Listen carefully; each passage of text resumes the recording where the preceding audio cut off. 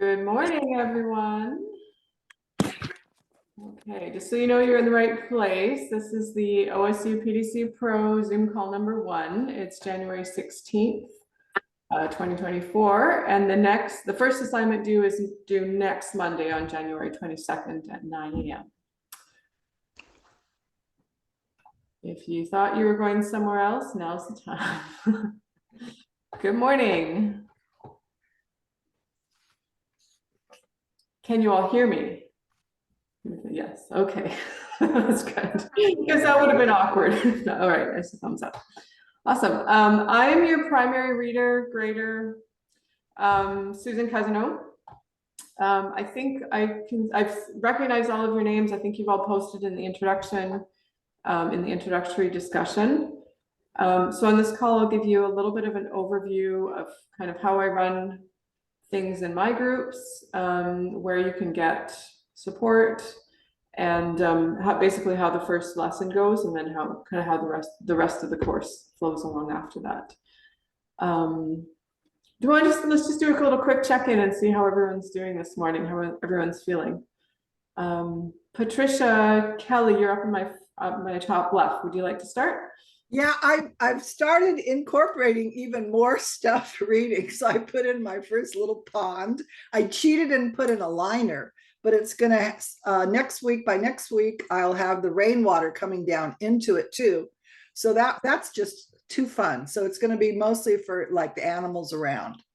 And then I also started I accidentally, wonderfully influenced my neighbor, because yesterday he said, "Look what I'm doing." And I realized he was copying my swales and taking all of his branches and lining them up and widening his path and putting dirt on it. So anyway, that was very exciting. Great. Imitation is the sincerest form of flattery. Excellent. Okay. Do you want to pass it to the next person? Yes, please. Okay, go ahead and pick someone. I can't, I see someone named Nicola. Oh wait, no, I see. All right, Lindsay. Oh wait, no, Linda Coy? Linda, okay. All right, that's me. Well, I'm figuring out the platform was a little bit of a, learning curve, getting all that, but I think I've pretty much figured it out so I can put things in. About halfway there, so I'm glad that we have a couple of weeks to do this. A lot of other things going on in my life, but I really wanted to do this course. I'm very excited about it, and I went through all the video presentations and found those really, really exciting, just the way that they're presented and that I can go back to them, and then also the book. So I've been just trying to really deep dive in what is being taught. I'm a landscape designer, so I'm familiar with the next step, but this part is new, or not new. I've looked at permaculture for a while, but just haven't known the deep dive. So I'm really wanting to do the deep dive, and really understand the whole earth thing. It's like how it works, how it flows, how the water and all that. It took me a little bit to figure out who I was going to do, because I wanted to do it for a client, and the first one didn't work, so I had to kind of scramble. But I found a farm that is doing a lot of the stuff already, and so I'm going to make some improvements to what they're already doing. So it's working. Just appreciate all the help stuff that's coming my way. Great. Okay. Okay. How about Louis? How do you say your name? Luis or Lewis. I got two sets of people that call me. Oh, sorry there. Am I back on? Yeah, no, go ahead. I might have anyway, sorry, I might have accidentally muted you. I'm sorry, my apologies. Go ahead. I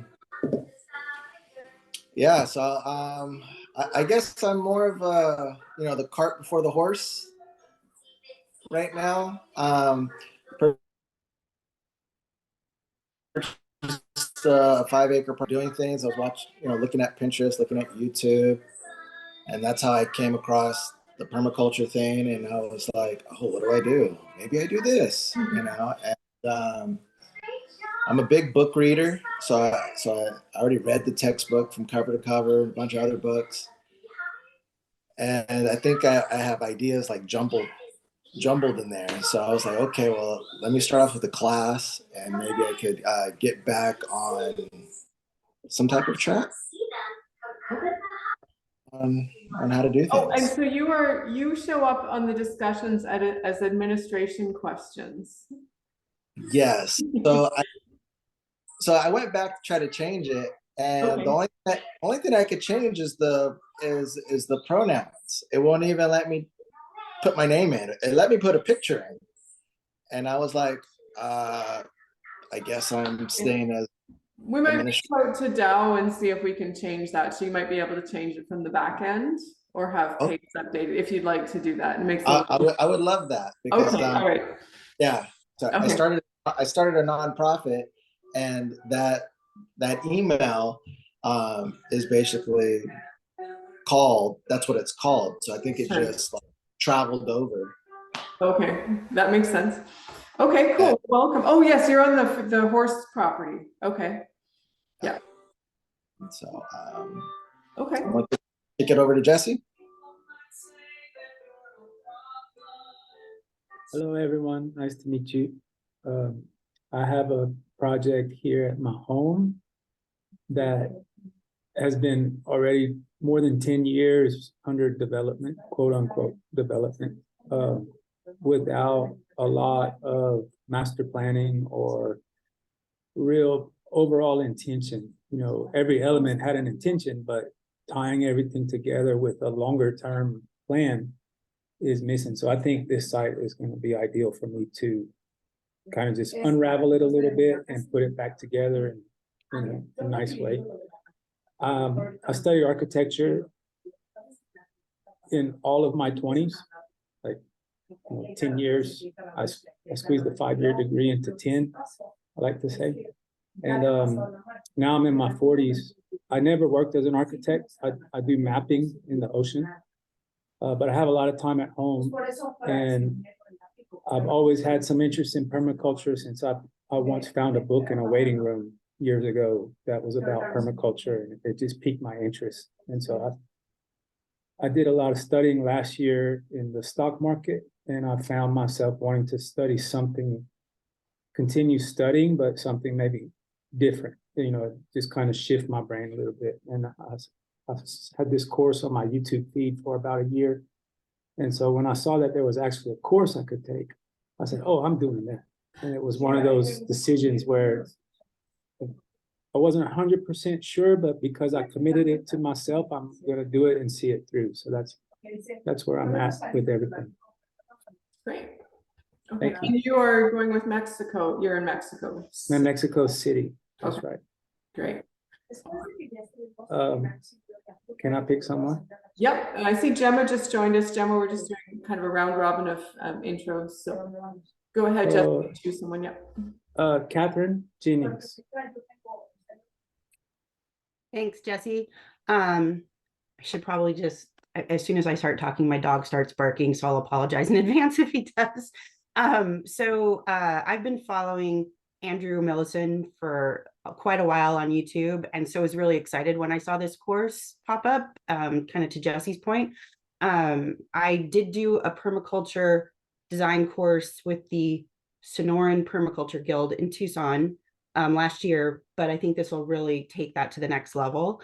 I have a 5-acre piece of property in outside of Tucson that is completely raw, and I do want to do a lot of different things on it. I want to build on it eventually, a home, but I also would like to farm a couple of the acres, and I would like to then rewild some of it. And it's interesting because it's surrounded by property that's owned by our county flood control, because it is in a floodplain, which is not really surprising in the Tucson area. So there's a lot of considerations as to how to approach the project from a bigger, higher level view.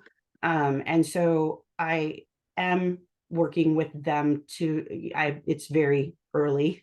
And I have done some work with Brad Lancaster and some of his folks down here on water restoration. So that's kind of where I'm starting, is from that perspective. So I'm super excited to take the course. I've the feedback and just learning more about how I can, kind of the opposite of what Jesse was saying. So I don't have anything out there yet. So I'm trying to do as much planning without over, analysis paralysis, but getting started on things. So that's where I'm at. And nice to meet everybody. I'm super excited to work with all of you. Great, thanks, Catherine. That's a nice foundation to have some work with Brad under your belt. That's really cool. He's pretty amazing. Yeah, he's pretty cool. Some pretty amazing work. He was a real trailblazer. Yeah. You choose the next victim. And I will go with Amanda. Hi, good to see you again, Catherine. I feel like, yeah, we've by chance in like rainwater harvesting installs and things like that, we've met each other. Absolutely. It is good to see you. It's such a small world, right? Yeah, we did some kind of native plant thing too, I think in Patagonia. Yeah. Yeah, okay. So yes, I'm also in Tucson, Arizona. My current site is my home. I've been here for about a year, and it's just all dirt. All I've done so far is get a tree service to dump a bunch of wood chips. I was hoping it'll start building the soil, and that's as far as I know about anything. Yeah, this past year I've been doing a bunch of helping out with some like rainwater harvesting installs, digging basins, that sort of thing. But realized I still don't really know how to make a plan for this land. And so when I finished my AmeriCorps service, I get some education award, and I saw I could use it for this course. So that's why I chose to do that. And it just timing wise, it worked out. So yeah, really excited to be able to like apply what I'll be learning in this course. Okay, cool. And I'm sorry, how big of a site are you on? 8,000 square feet about. Okay, so you're like suburban. So yeah. Yep. Okay. Fun. Okay. Though, yeah, it's interesting because like those really present like their own kind of challenges. Like we're in the suburban context right now, but I grew up on like a much bigger land, so having to like navigate between those two. So often people are like, oh, I just want like more land, and it's like, yeah, and it gets more complicated very quickly. So yeah, that's fun. Okay, so you go ahead and choose who's going next. So I joined a little late. Let's see. How about Gemma? I know that you haven't gone yet. Yeah, we haven't heard from Gemma, Jacob, or Nicola. That's good to know for me too. Okay. I'm Gemma. Nice to meet you guys. I was born in Tucson, living here, so it's nice that there's some other people from here too. I've been I have always cared about the environment, and since 2020 when Mara Romero started the Trees for Tucson project, I've been planting trees with them as a tree leader, showing volunteers how to do it. But seeing that just planting the tree in the straight caliche wasn't enough a lot of the time, and wanting to know more about that. So a friend of mine started talking about permaculture, which I hadn't even heard about it before. I just kind of dove into the tree planting. And so tree planting hasn't really worked out this year. I was really sick this summer, so haven't had as much energy as usual, but I think it's kind of moving me in a different direction, a different focus. So I want to take this course, and I am in Midtown, very Midtown, Dodge and Glen-ish. And so I have a house with a roommate. She owns it, and I'm staying here, and she's letting me to use it because it's very undeveloped. She doesn't know what to do with it. And there's a front yard, a backyard, and 2 side yards. So lots to work with. So I'm excited to get that going. Okay. And then you said Jacob hadn't gone yet? Yep. Oh, let's do that first. Hello, I'm Jacob. There you are. I was born in Oregon and kind of just hit Idaho and did Colorado here for the last few years, running a landscape and concrete business. Somebody I do stone art. Somebody I do projects with. Became a designer. Got this PDC certificate for a permaculture company. I've been doing their installs. And now I'm moving to New Mexico. Samaria girl. So I'm like, I've always been interested in the earth ships and sustainable living. And it's like a perfect opportunity. And then learning about the permaculture and then installing it.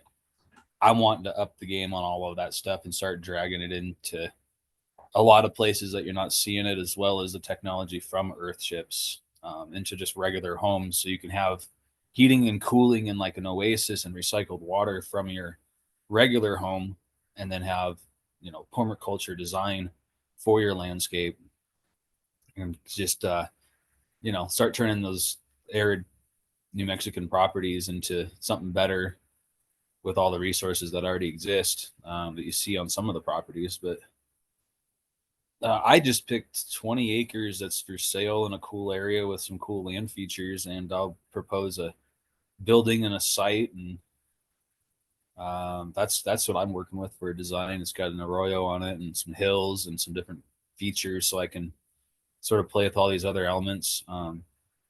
Currently, I design all the landscaping work for my company that we do, so I got some idea of drawing stuff up, but not really anything other than pretty stuff. Oh, okay. Sounds good. I'm gonna make a couple of notes here too before okay, great. And Jacob, you got sorted out that the next assignment is due next Monday, correct? Yeah. Okay. I've got zero college experience, so it's like, No worries. I think this is different. No worries at all. And it's an adult learning program. So, I mean, everybody from like so many different backgrounds comes through. So if you've ever got a concern, just shoot me an email or dial an email. Okay. Okay. Nicola is our last one. I can talk at the moment. I'm on college. I have class. I'm sorry, you can't talk at the moment? I can't talk at the moment. I'm in college. I have class. Gotcha. Okay, so you're listening. Okay, as a former college professor, I have mixed feelings about that, but all right, cool. Glad you're here. Okay, I'm not a good multitasker, so I admire anyone that can pull that off. Okay, so awesome. Great to meet everybody. And thanks for showing up. It's really nice actually to have so many people show up on the first call. It's a really good start. So our calls are always going to be at this time. So Tuesdays, 10:30 a.m. Pacific. You can use the same Zoom link for every single call. That's not going to change. All of the calls do get recorded, and the replay goes up on YouTube. Typically, like if our call is Tuesday, it should be there by Thursday. And then I provide an FAQ. It is AI generated. Like I use the technology where it's most efficient. It unfortunately doesn't have a timestamp feature with it. But I did away with it because I was finding the timestamps were totally mismatched and the text was really garbled anyway. So I found a better text converter, but I lost the timestamps feature. So it does make a really nice clear FAQ though, so you should be able to scan through it if you're catching the replay, and hopefully get your questions answered, or at least see what happened on the call. And you can see if it's like about halfway through, you can figure it out. Yes, Linda, go ahead. So did you say every week, or how often are those on Tuesdays? Every other week. Oh, every other week. Yeah. Okay. So the pattern is that like you guys came in you started the course last week on Monday. Our call is the following. Unfortunately, it's Tuesday. It's how my daughter's school schedule works out, but so our call is the following Tuesday, and then your assignment is due 9 a.m. the following Monday. So there's no penalty.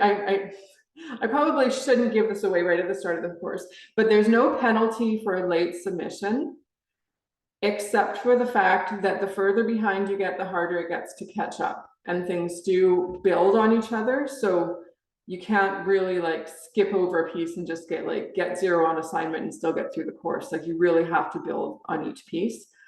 I've seen most students, you know, they get behind 1 or 2 lessons, can catch up typically over the break, but it's really hard. It's quite stressful. So I really recommend making your best effort to get it in by Monday at 9 a.m.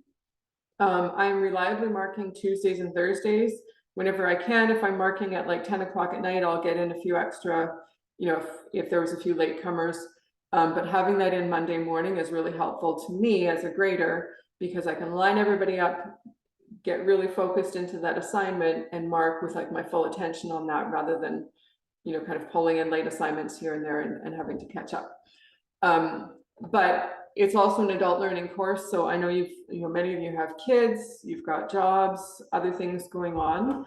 Life gets in the way, medical emergencies, family emergencies, laptops break down, you struggle with the tech.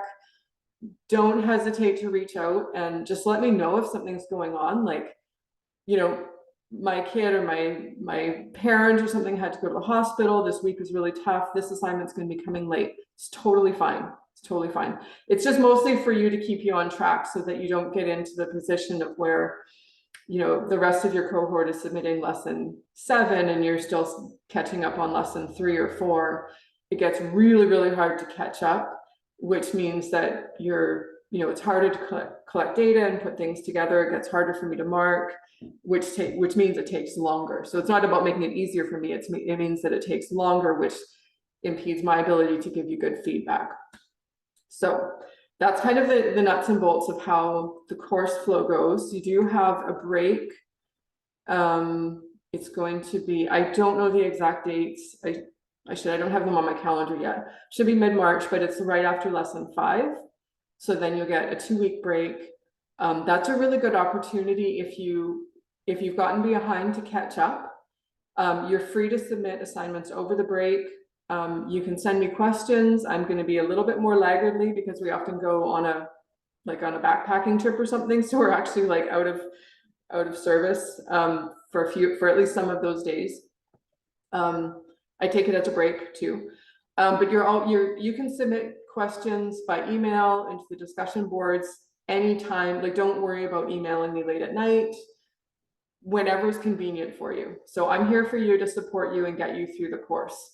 And it can be a little bit more challenging, especially if you're new to online learning, like to stay motivated, to keep coming back to it, and like just kind of keeping it in your schedule can get tricky. So if you're struggling with any of that, just reach out and let me know. Okay, so I'll give you kind of an overview of I've given you an overview of the timeline. So when you're submitting assignments, preferably at least before you post your link for when you're actually submitting your assignment, ideally even before you start the assignment or some way through, have a peek at the grading rubric. So I'm going to do a little share screen, and I'll show you what that looks like. Because the rubrics are what all of us as instructors, as graders, grade off of. So if you go, I gotta get to a lesson. If you go to any lesson, so this is a good example because it's lesson 1. You go to submission rubric and due date. It'll show you what we're grading off of. So, you can see the personal survey is worth 2 points, climate survey 4 points. This can be really helpful because it's like if you're spending a ton of time on your SWOT analyses, you can see they're only worth 1 point. So like I like to see 3 to 5 points on each section of the SWOT and then move on. Like kind of get it done and keep moving.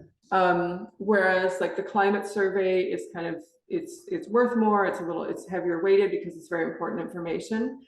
So I find this helpful to help students like keep on track with the amount of work that they're doing in each section of the lessons. Okay, so each lesson is going to have generally 2 to 3 parts. So this one, there's 2 surveys. Usually it's 1 survey and then 1 design portion. So the survey is generally 4 points, and then the design portion makes up the rest of the points. So anywhere from like 14 to 18 points. So each assignment ranges from 14 to 22 in total, I believe. So there's 10 lessons, and there's a total of 21 individual assignments. So each lesson you're going to be submitting, you're going to have 2 or 3 assignments to complete in the template. So I'm sure you've all been into your template already. So when you go to the top, I'm going to assume that you've been into your template already. So you can see here. So lesson 1 is assignments 1, 2, and 3. So it's these 3 portions. When you're submitting that, you want to make sure all 3 of these assignments are completed. Is that clear? Okay. Seems pretty, I mean, it seems straightforward once you walk through it, but it can take students a little while to like kind of wrap their heads around, oh, there's actually multiple pieces. I get a lot of personal surveys and nothing else submitted at the beginning, so I'm kind of giving you guys a heads up ahead of time, which I had to learn to do. Okay, so oh, this is a different, yeah, okay, so this is a different groups. When you submit your assignment, all you need to do, this is from a different cohort, so you won't recognize these names. They were fine with me sharing this, by the way. This is all, like, even this says, here is assignment 6. You can link it to your assignment if you, let me see, she usually does it. Okay. So she just provided the basic link to the assignment. Oh, there it goes. It goes straight to. So if this is the page that's open when you copy the link out of your browser, that's the page that it'll navigate to when you copy the link into there. It's a technical thing. It's not a big deal. It's kind of handy for me. It's nice, but it's not. Just any link to your assignment here. And then just like, thanks, hey, have a nice week. Carl made a note here that he's going to add a few more photos.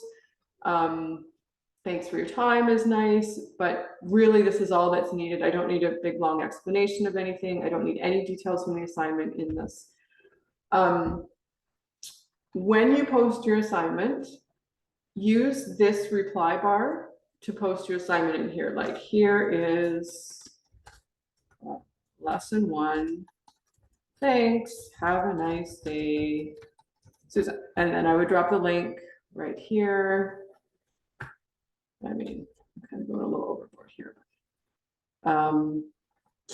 Control K gives you an option to drop that link in, done.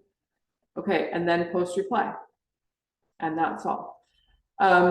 If you instead do something here and be like, here's my assignment, blah, blah, blah, I can't type so my fingers are freezing, and then post a reply here, it's going to show up as a reply to this person's comment, which means that when I, as a grader, come back to give Carl his feedback, I can do that here, but then it's got your comment below. And so when I give you your feedback, it's also going under Carl's thread.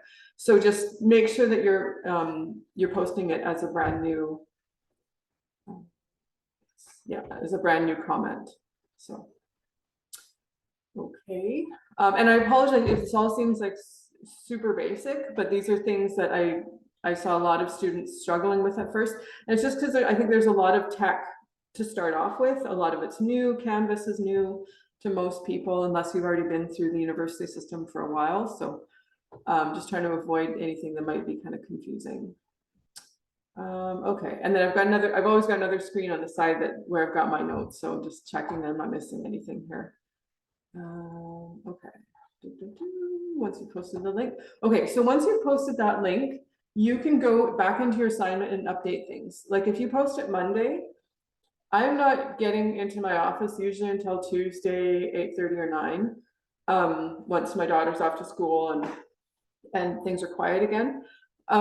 So if it's like Monday afternoon and you're like, oh, I want to add this to my assignment, go ahead and do that. You don't need to repost the link. You don't need to update anything. If you want to post it and say something like this, I'm going to add a few more things, then I'll probably bump you down to the bottom of the marking list to give you that time to do it. I try to be generous that way. Like, I stay organized and efficient so I can work through everybody's.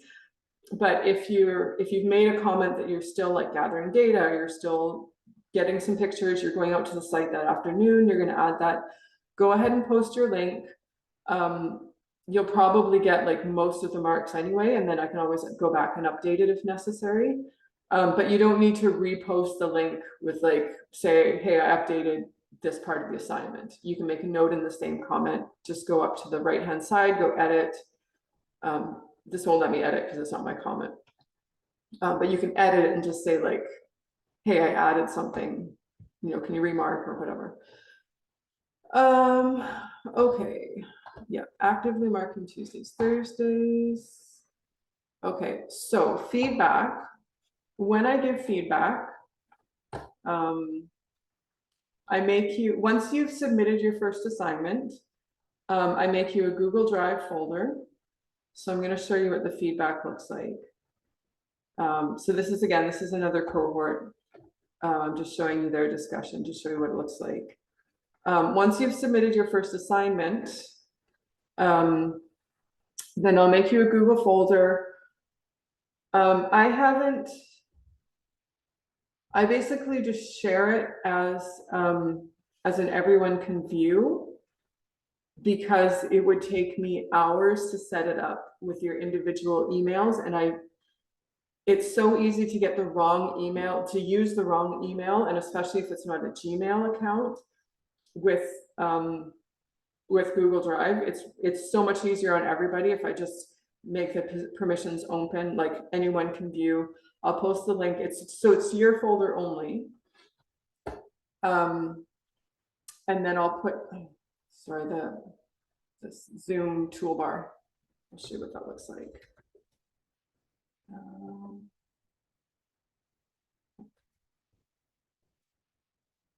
Okay. So these are all the students from this cohort. So each student has their own folder. If I click on Carl's, he's got all these little these short videos. They're usually 5 to 15 minutes, depending on the lesson, depending on how much feedback I give. So they get posted in there. So as the link first gets posted, yes, everyone could see your feedback. No, I don't believe that anyone either cares or has time to go through your feedback and get confidential information. And I don't put confidential information aside from what's in your, in your assignment into these videos. Like, so if you're concerned at all about that, you can go to your sharing permissions and just share it with me with my, you can change those permissions so it's only shared between me and you with whatever email you want to use and my Gmail address. So that's how you're going to receive feedback. So here's Andrew's lesson that he submitted. Here's a couple of people that have submitted their peer review, which I'll talk about in a minute. So I try to make like a nice little comment, and then your video feedback will be here. So you wind up, as a requirement of the course, as a grader, you're supposed to get at least 3 comments on your assignment. I find by doing video feedback, you wind up with a lot more commentary from me, and it's a lot more specific to individual parts of the assignment. Like if I'm trying to write it out, then I have to like keep going back, and I'm like, it's hard to keep it organized. So this is why I provide video feedback, because then I can do a screen share with your assignment and just be like, oh, hey, this is, something that comes up here. I can scroll back to a previous portion of the assignment. It's more like in depth and interactive. If you don't like that, let me know. I can be somewhat flexible. So far, students have been much happier with that than they were with written feedback. So, Okay, any questions yet? I'm not seeing any hands up. Anything? No. Oh, Luis? I can ask you to unmute.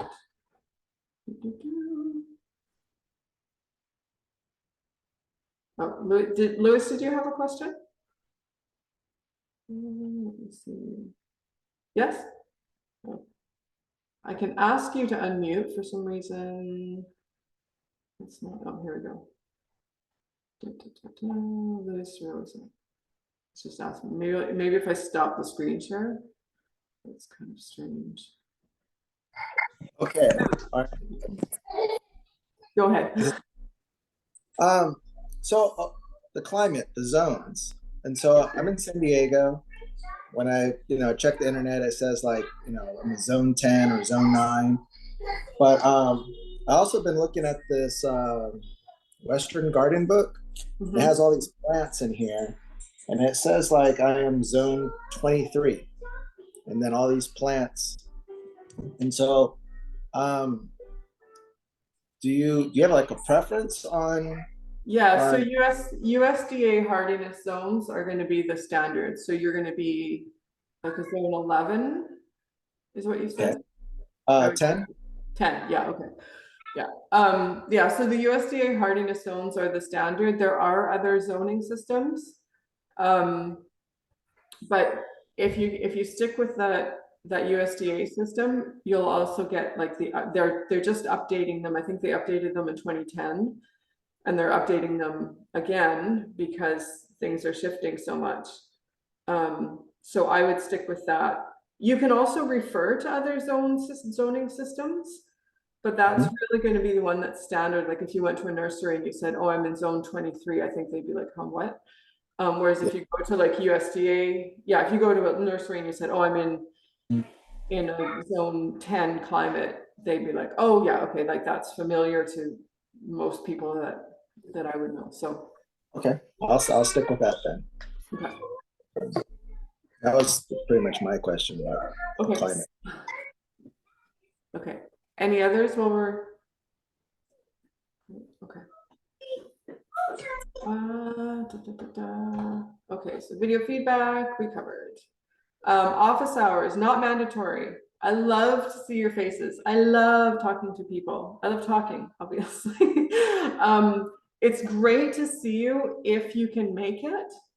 It's not mandatory. You're welcome to watch the replays. There will be an FAQ from the recordings. Those get posted into my YouTube channel. Don't get excited. I'm not a YouTube star. I think I have 7 followers, including my family. So all of these links are provided when I post the recording. So let me see. No.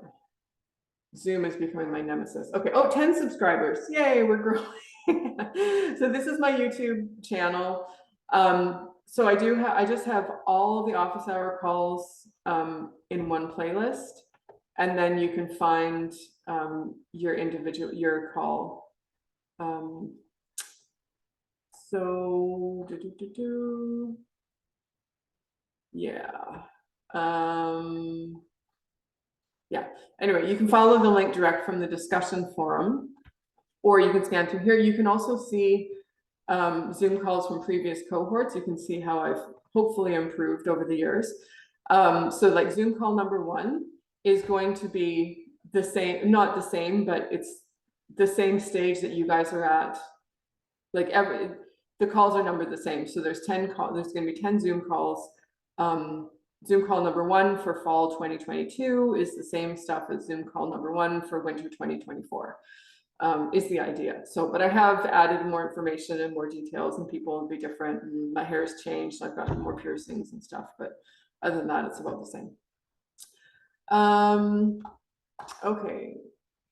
I have considerably adapted my questions for the office hour calls, mostly because any system I've tried, nobody uses. So if you've got questions ahead of time, actually, whether or not you're going to be on the call, it's great to see questions go into, where is it? Into the office hour discussion. Oh, I didn't open it up.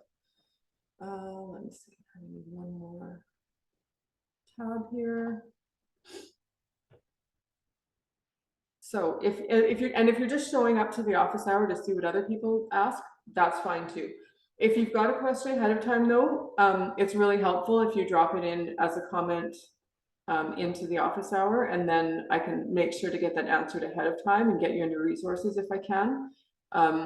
It just helps me, ideally at least 24 hours beforehand, just because we're parents, caregivers, we have a little farm. I'm often like, 9 a.m. Tuesday is really when I start my week, but sometimes I can get in some work the night before or early in the morning.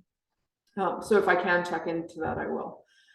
I've tried a shared Google Doc. Nobody asked questions ahead. It just got to be a big mess. I've tried Google Form. Nobody used that. So if you've got questions ahead, just drop them into the discussion forum. And if you want to just show up and chat or show up and see what other people ask or see what comes up, you're also totally welcome to do that. When I post the office hours, yeah, this is the previous cohort, so I'll show you. I named this a little different. Theirs is office hours and additional resources. Yours is office hours and Q&A. It's the same thing. Here's my little blurb. The link is in the office hours pinned post. You can see here, these guys had a form for submitting questions. Nobody's used it in however many, 2.5 months. So, okay. So there's an overview of what the call is. Q&A, this is when the Q&A was a new feature. And so you can just scan through this and see what questions people asked. And so all the recordings are in there.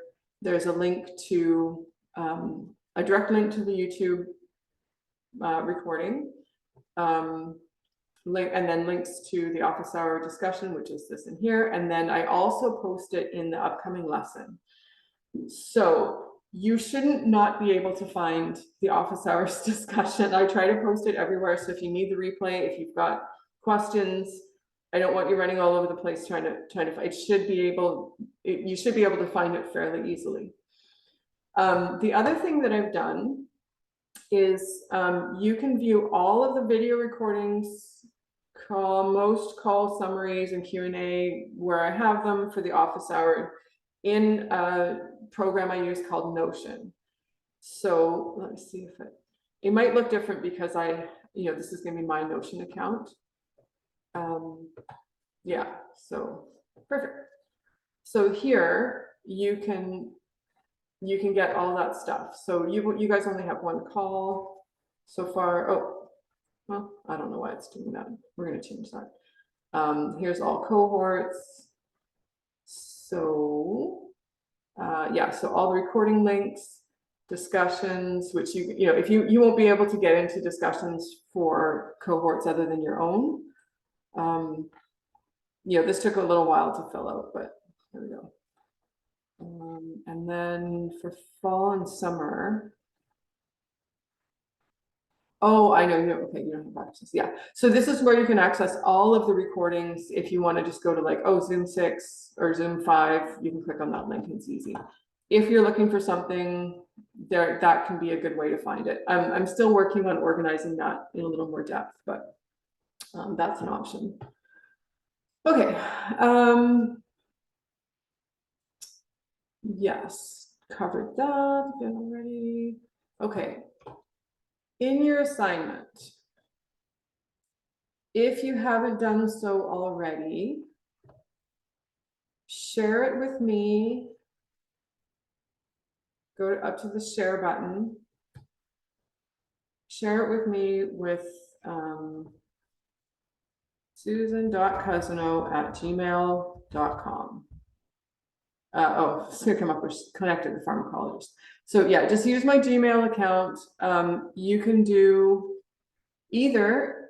general access, anyone with a link, and then other students can go in and view your assignment. I would prefer that you put it as commenter, not editor and not viewer. So if it's a viewer, I can't make any specific comments on individual slides or on individual aspects. Sometimes I drop links or different resources or just like really specific comments like hey, you're planning a natural pool right here, you know, these guys are in your area, call them out, for example. That's really handy to have commenting. Not helpful to have editing permissions, because if I make an oops and like accidentally delete something, or like my browser's loading slowly and something goes wrong, it affects your project. So please just keep me as a commenter. Viewer is fine. It's not my favorite, but commenter is definitely ideal. And you can provide that for anyone with a link, so that if you want other students to provide feedback in your assignment, then they can do that as comments. Definitely don't put other students as editors. If you don't want them to be able to make comments, then just put them as viewers, and then just have me as a commenter. So hopefully that's clear. And then go up here and change your title after you've made a copy of this, of course. Change your title to something like what Dana here did. So your last name, I don't really care what comes after. La Chapelle, so her last name is La Chapelle. OSU PDC Pro report winter 2024. So put the name of your cohort. You can put your farm name. I would like you to keep OSU PDC Pro, because it makes it come up in my Google Drive search if I'm looking for it. Don't care if you call it a report, a project, a template, a thing, whatever. But your last name, there's usually two, so it might be another one after that. Yeah, just have your last name and ideally your cohort, OSU PDC Pro, the rest doesn't matter. But what it does is it makes it really easy for me to pop open a whole bunch of different, like, you know, if I've got 5 assignments submitted, I can have everybody open and I can see like La Chapelle, Svensson, Alberg, you know, like everybody's names up on the browser bar instead of like OSU PDC, OSU PDC, OSU PDC. It's so I can tell exactly, I can navigate a lot easier. Again, if I can navigate faster and easier, sometimes the few brain cells that I have working that morning are focused on your project rather than having to navigate around my browser. So I'm not seeing any hands up. You can also unmute yourself and interrupt me if you've got a question, or drop in the chat. Okay, assignment. All right, we are getting to time. I might run a little bit over, but 2 other parts I want to hit on, site selection and hand drawing. So I've already had a few students that did reach out to me about their site selection. A couple of things. Choose a site that you can get to. Even if you've got like a really good memory and you used to live on that site and you're probably moving back to it, but you can't actually access it through the course, you can only get there once or twice. It's really helpful to have a site. I'm going to turn off my share because I think it's hogging a bunch of my bandwidth here. It's really helpful to have a site that you can physically get to through the course. For a number of different reasons. It keeps helps keep your motivation up. It gives you, just having a more hands-on feel is going to keep you more motivated moving through the course.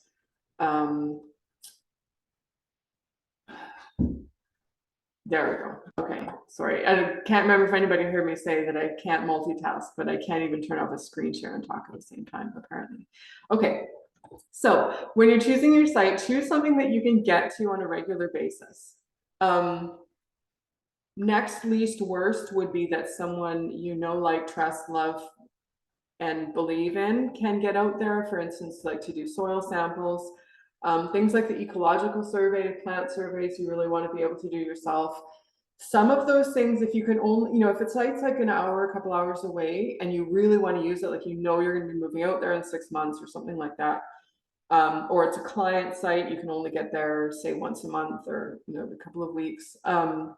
Some of the assignments you can collect a lot of the information for it all at once, like the plant and ecological surveys you can do together. the soil tests you could do kind of really anytime. You just go out there, anytime that the ground isn't frozen. If that's, wherever, if that's something you have to deal with where you're at. So if you're going to have a site that you can only get there, say, every few weeks, or like not on a really regular basis that you don't live on, try and look ahead and see what kind of work you can do in the time that you're there to really like maximize the use of your time. If you've got something like that coming up, maybe shoot me an email and we can kind of talk through like what kind of information would be most effective for you to gather at this point in time for that site. Like if you're in the Midwest and you're going out there like in 2 weeks, trying to collect soil samples out of frozen ground is something to be super helpful. Same with like the plant and ecological surveys, but you could do some more of like the design aspects, maybe the building surveys, stuff like that. So then you can work a little bit more asynchronously to get some of that information together. When in doubt, or if you have a choice, I like to see students have something that does have a building on it, if only to provide like a really concrete case for developing skills in like planning rainwater harvesting. Now, if you've bought a bare piece of property, which I know some people have, or some of you are starting off with bare land, that's totally fine. And there are provisions in like the rainwater harvesting calculations to just, dream up an example shed. It makes a lot of your mapping very straightforward because of course your existing conditions are nothing. So you don't have to do a lot of that sort of more complicated stuff. I do think you get more out of the course if you have to choose between, say, a bare land 5-acre site and the 1/4-acre suburban site that you're actually living on. I would carve out your design skills on the site that you're living on, get those skills kind of in place, practice, make your mistakes, and then take that out to the 5-acre site that you're not actually living on and don't have a daily relationship with. And Jesse, this is kind of what you and I had talked about a little bit through email, of like having a site that you can have a physical regular connection to really does make a big difference. Okay, the other thing that comes up quite a bit is hand drawing versus digital drawing. So knowing that a lot of you are coming in maybe not so familiar with using Google Slides, making images, like making drawings and designs and stuff in this format. You are welcome to use hand drawing. Like if you're really comfortable doing hand drawn images or hand drawn maps, they still do have to follow the same conventions of like having a proper scale. Do them on bare paper. Don't do lined paper. Avoid graph paper if you can. And some of the site, sometimes the cross sections benefit from having the graph paper as a background. But just try to make them like really neat and clean and very sharp. So because that makes it come through in the digital design a lot easier. Yes, Linda. So the program that I use, it's only $30 for the whole year. It's called Concept. It's very easy to use. It can be put on the iPad. I do use a little stylus pen thing that can help, but it helps so much just to be able to draw it and make like the shapes. It just has all the tools and the colors and even some of the plants that it just already has in the program. So it makes it just really easy. But it's called Concept, CONCEPT. And like I said, it's very inexpensive for just to do a design, a layout, and you can pull stuff into it from like whatever you're doing. It just makes it really nice. Okay, I'm going to drop that in the chat. Is that the Concepts app? A little orange circle. Yeah, it has a half circle, like dot in the middle. Okay, and so it looks like it is available for Android and Apple. Yeah, I have like an iPad, but and I haven't done it on my computer. I do it like on my iPad, but I'm sure you could do it on I don't know how you do it unless you had a touch screen because you have to drag stuff around. Sure. Okay. But it's just a really inexpensive tool. Okay. Thank you. Thanks for sharing that. That's a new one to me. There's also like Procreate is a really popular one if you're an Apple user. There is there's this spreadsheet that one of the other instructors put together that provides a lot of the or that provides a provides a good list of different digital design tools to use. It's in the graphics and software tutorials, I believe. Yeah. Okay. Get the link to that. Yeah, so if you're struggling with any of those things, then there's some, yeah, digital tools and applications for land design. There's a link on there. Good morning, Brandon. Good morning. Good morning. Hi, I see you just came in. We're just wrapping up. We've got last few minutes here. Okay. Yeah, so there, that link there that I just dropped is for the graphics and software tutorials for your cohort. And there's some tutorials on using Google Earth, which is really helpful. Reducing your file size makes a big difference in, especially as your project grows and as you get more and more images added in. So, okay. Are there any questions coming up now? Any other questions? And then welcome, Brandon. Yes, Linda. So when we're giving the source of the different things we're using, if it's something that's like my own picture, my own design, do we just assume that that if we're not sourcing it, that it's something that we own personally, or should we put our own? No, I would put like your, own photo, personal photo would be the best. Yeah. Or personal source, personal communication is a common one used. Okay. Yeah. Okay. Brandon, how are you doing? Nice to have you. Doing pretty good. A little bit under the weather. Next time I'll jump on camera. Oh, okay. Did you have any questions? We kind of, yeah. I just want to make sure. So our first assignment is due on the 22nd, correct? Yes, next Monday. Okay. Yeah. Let's see. Let me pull it up because I think I had a question surrounding that first assignment. Okay.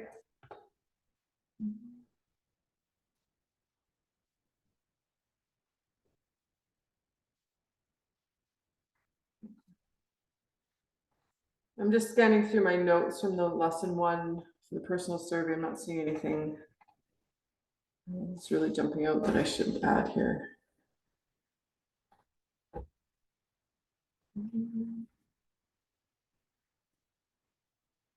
We're at 11:28. So if anyone needs to jump, I just want to thank you for coming. And it's been really nice to see everybody's faces. You're welcome to hang around. I just want to, honor your time. If you need to go, that's fine. Thanks for your help. Okay, thanks. Watch grandchildren today, so I'll. Okay, all right.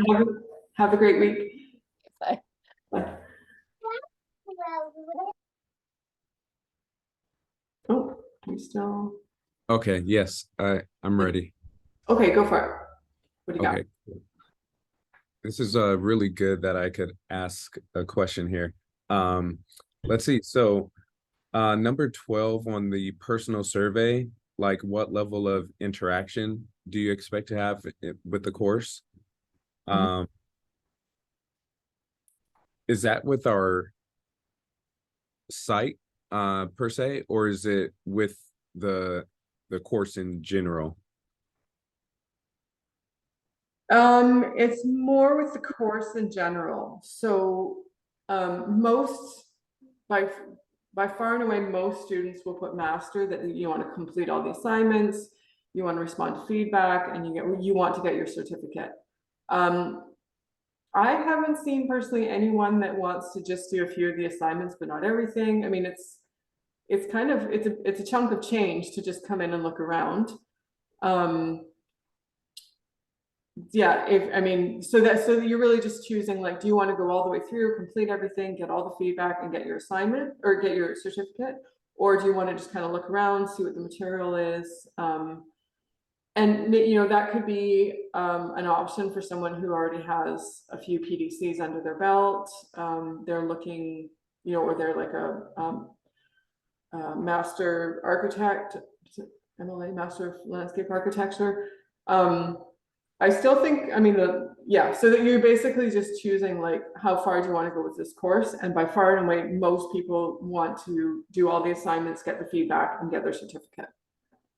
For sure. Okay, great. Thank you. Okay. Does that leave you guys feeling in pretty good shape for, oh, yes, Jesse, go ahead. All right, before you go.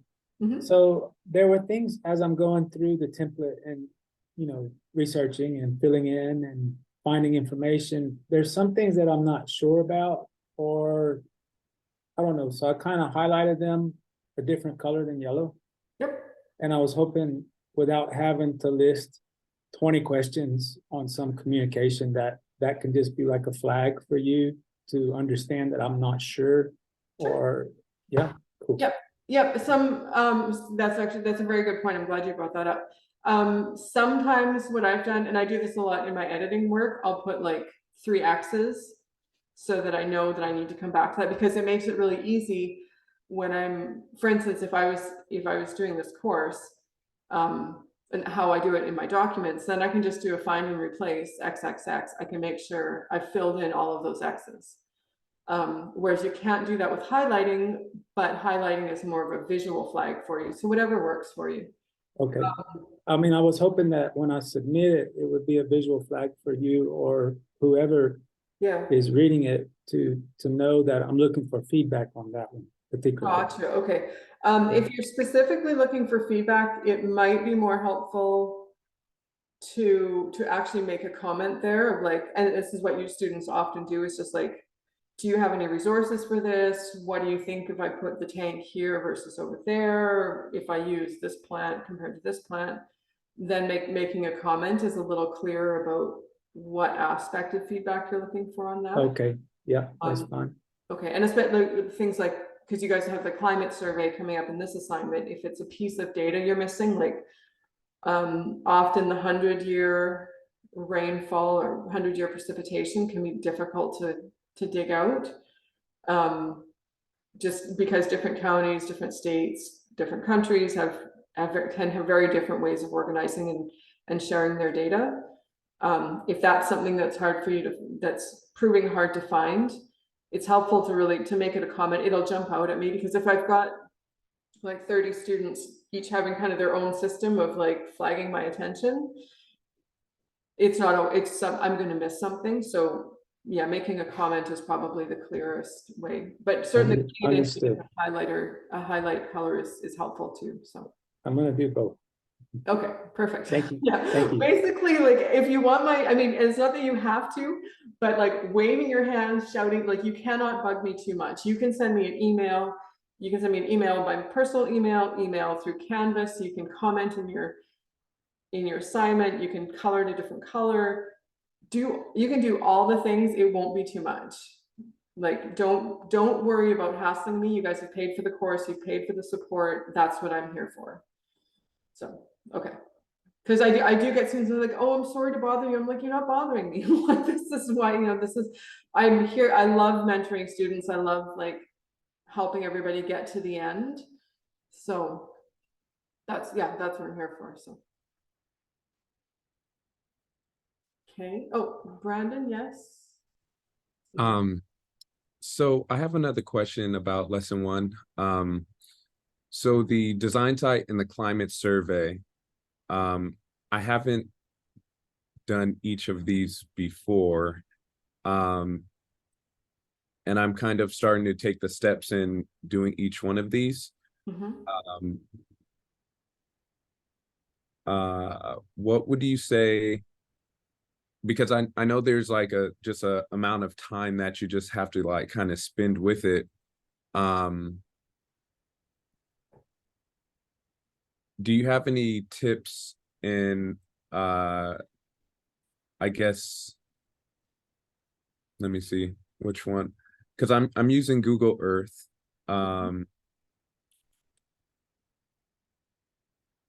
But I find like all of this is taking a lot longer for me since it's pretty new. Mhm. I guess, do you have any tips in like coming from the design side to developing the SWOT analysis? Because I'm having a hard time kind of connecting the strengths, weaknesses, opportunities, and threats with my particular site. And I haven't written the bio yet, but I will be doing that hopefully today. So you'll have a little bit more insight on my particular site. Okay, well, let's go through the SWOT analysis. This is another thing that kind of comes up periodically. So it's a good question here. So the SWOT analysis is basically a lens that you can view that assignment or that portion of the course through. So in this particular lesson, you're asking, like, I want to see, make sure. Yeah, you've got two SWOT analyses. So for your design site, you're looking at what are the strengths, weaknesses, opportunities, and threats of this site, and of the people associated with it. So the people in that site are linked. It's not like they're not completely separate. So I like to see somewhere between 3 and 5 different points on each of these areas. That can get difficult, as it can start to feel a little bit redundant, but just keep going back to this, like from the perspective of this particular site managed by these particular people, how do I think, is there anything that comes up here? So like strengths could be like, hey, we've got like $10,000 budget to get started. That's a real strength.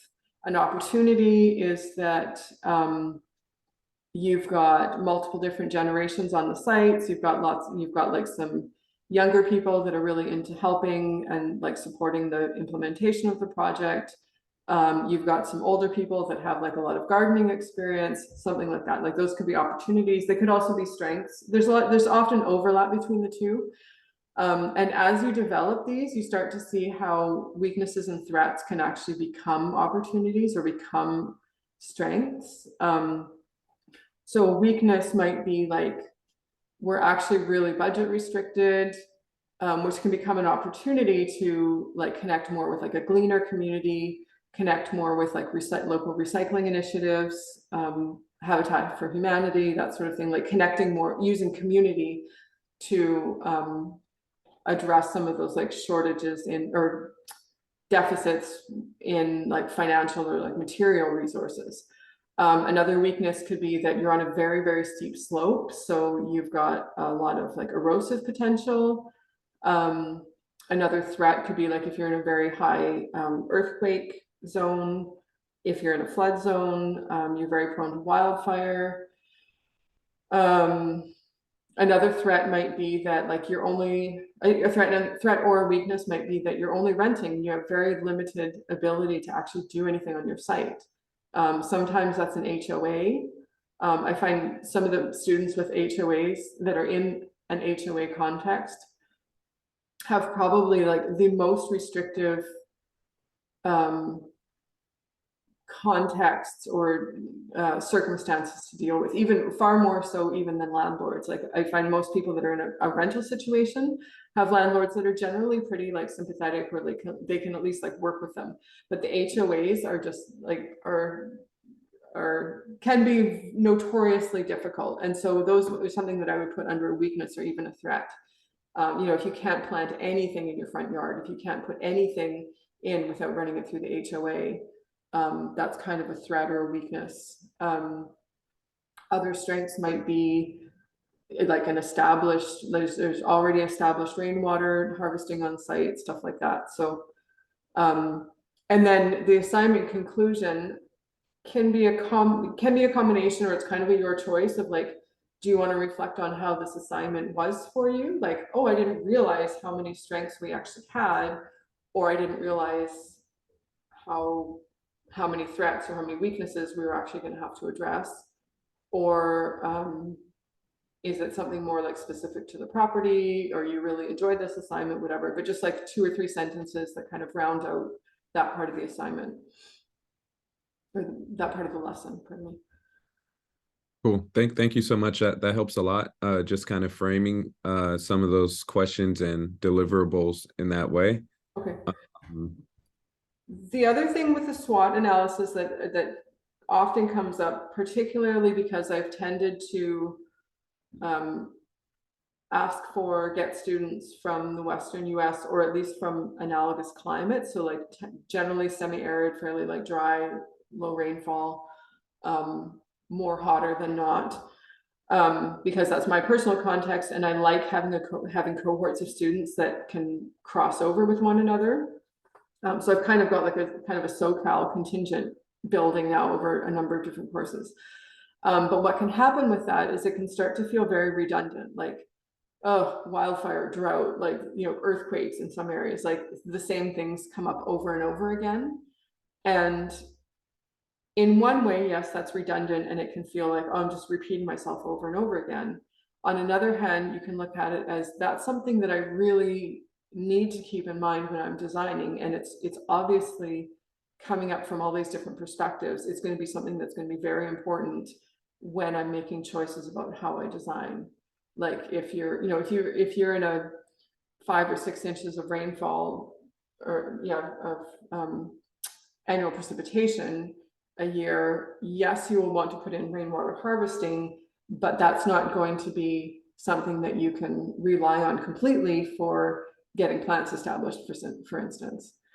So things like that, like, you know, or wildfire risk, like you can, if you're in a suburban site and you're in a heavy, in a high risk wildfire zone, you can buffer your property to a certain extent, but at a certain point, you need to know your escape zones, or your escape pathways. You need to have other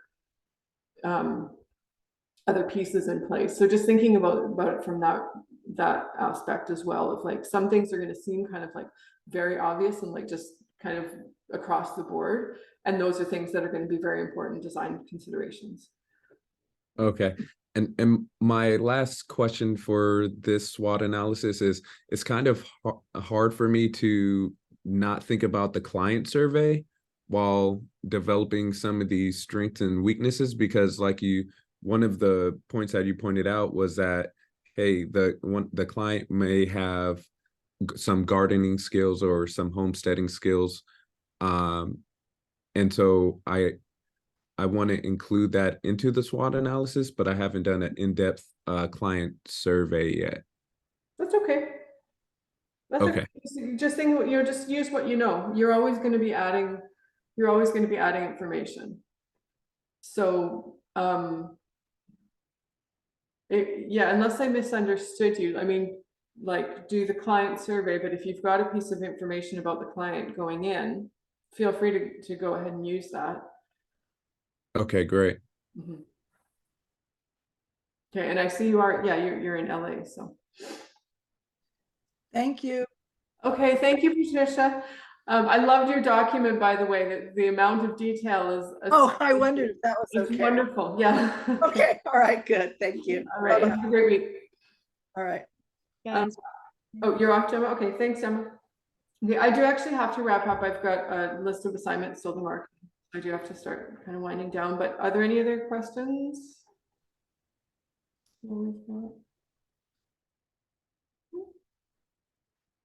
Catherine, oh, no. Amanda? No, okay. All right, well, with that, if there aren't any more questions, we'll wind down.